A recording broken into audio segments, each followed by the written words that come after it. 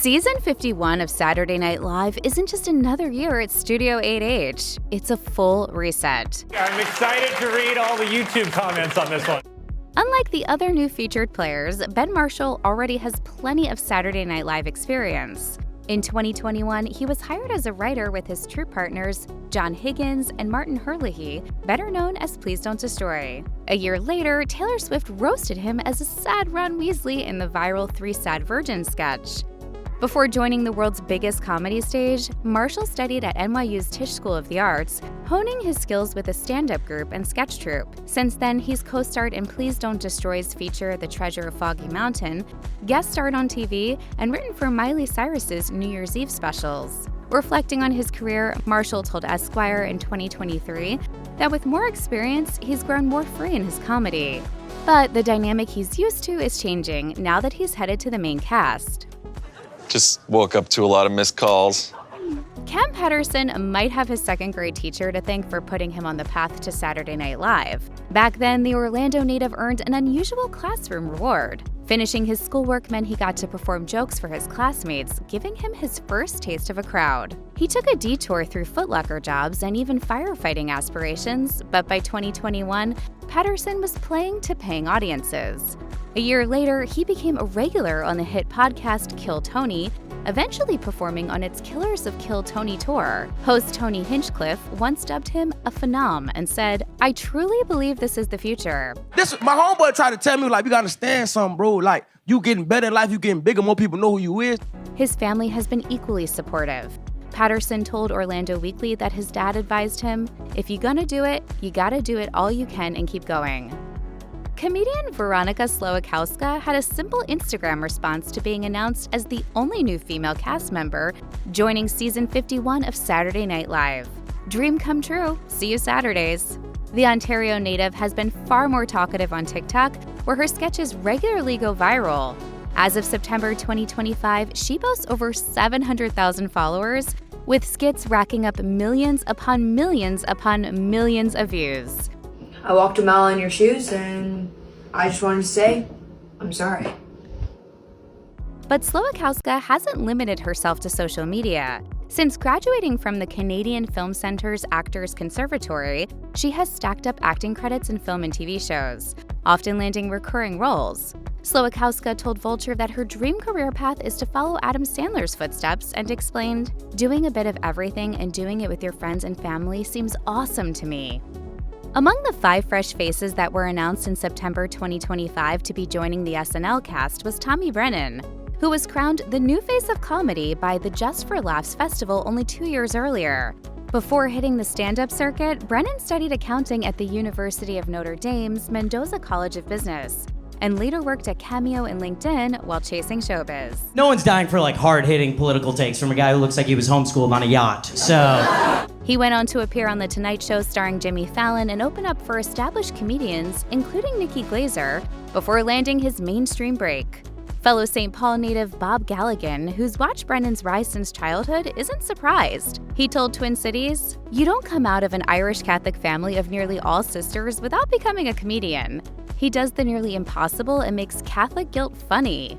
Galligan recalled Brennan's school turn in The Little Prince and added, "I'm ecstatic for the world to get to know the prince I've watched grow up." Jeremy Culhane is another fresh face joining Saturday Night Live, and like many comics before him, he hedged his bets while breaking into the business. At Texas Christian University, he studied economics and philosophy, while also cutting his teeth with the Student Filmmakers Association and improv group Senseless Acts of Comedy. Whether he becomes one of SNL's great thinkers remains to be seen, but Culhane already has a packed resume and a loyal online following, thanks to his viral sketches and dropout comedy shorts. He told Business Insider, "I find the best characters are a shade of yourself that you can lean into." Evil Jeremy's That's what I was gonna say! On Instagram, Culhane's TCU film professor wrote that the world is about to see what he's known for a long time. The Culhane's timing, wit, and character work always left audiences, quote, "in stitches every Thursday night." Of course, new beginnings often come with goodbyes. And this season, a few familiar favorites are stepping away from Studio 8H. Of all the changes to Saturday Night Live in season 51, none shocked fans more than the departure of Heidi Gardner, a cast member since 2017. Yay! Is everything okay? Yeah, I said I'm good, so I'm good. The Kansas City native had long seemed destined for Studio 8H. Voted most likely to be an SNL cast member in school, she went on to become a fan favorite on the show. Gardner made headlines in 2024 when she broke character in a Beavis and Butthead sketch alongside host Ryan Gosling. Sir.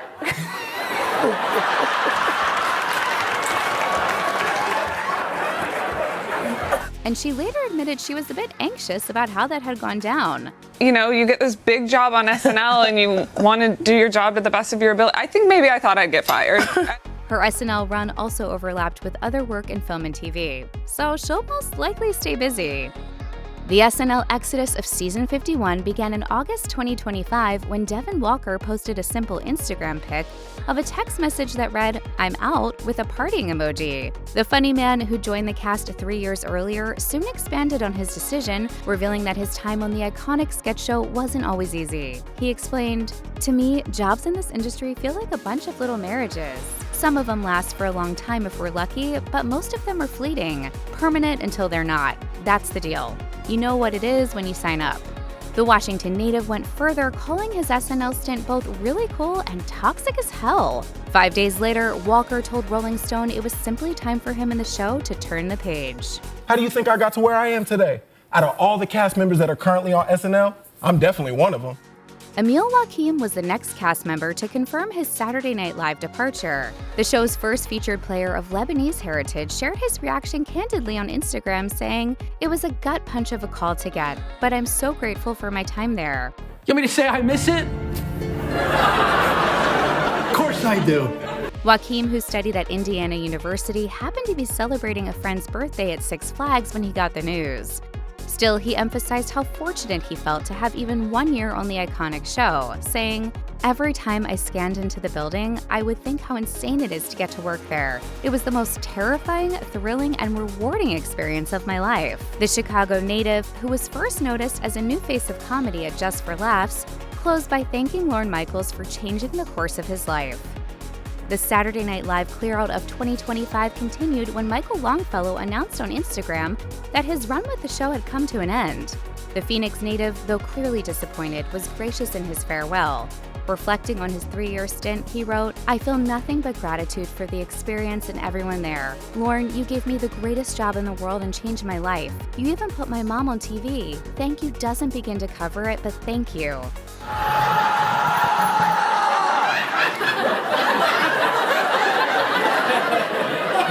Like hell. Longfellow, an English literature graduate who first rose to fame on NBC's Bring the Funny, admitted he would miss seeing the friends he'd made on a daily basis most of all. The Saturday Night Live shakeup of 2025 wasn't limited to the cast.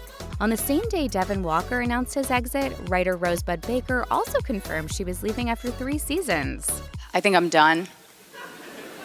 Yeah, I think I'm spent, you know?" A veteran of HBO Max's That Damn Michael Che, she first joined SNL midway through season 47 and was later promoted to the Weekend Update team.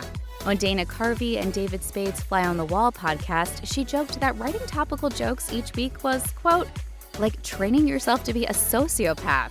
You just read these horrible headlines and think, what's funny about this?"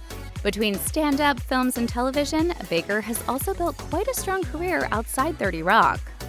Baker was followed that same day by Celeste Yim, the first openly trans and non-binary writer in Saturday Night Live history. Yim joined in 2020 as a staff writer and quickly made their mark with sketches like the Le Eggs commercial send-up and the It Gets Better parody. It does truly get better. And then within the better there are some things that are like, less better. By 2023, they had risen to writing supervisor. In a lengthy Instagram post, Yim revealed it was their decision to leave. They thanked Lorne Michaels for giving them the opportunity at just 23, but admitted the toll was heavy. Yim said, "It was grueling and I slept in my office every week, but my friends helped me with everything. But I got yelled at by random famous men, but some famous girls too. But I loved it and I laughed every day and it's where I grew up." They closed by thanking supporters, spotlighting Bo and Yang for helping them feel normal, and vowed to continue extending the queer legacy of the show through their writing. So what happens to Please Don't Destroy Now that Ben Marshall is stepping up as a featured player? Fans of the troupe will be disappointed to hear they won't be part of Saturday Night Live anymore. But this isn't the end of their story.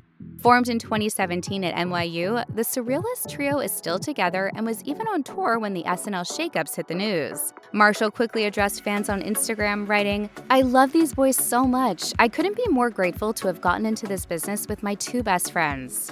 He added that writing and making shorts for SNL together was beyond our wildest dreams.